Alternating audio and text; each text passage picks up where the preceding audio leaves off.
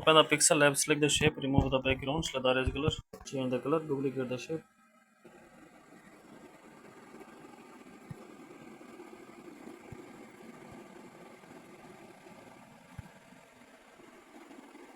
Then select another shape, change the color.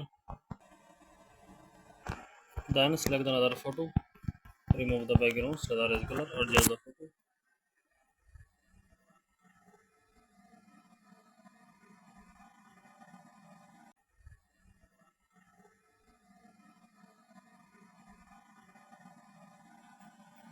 Save the photo and shape, adjust the shape, change the background color, adjust the color.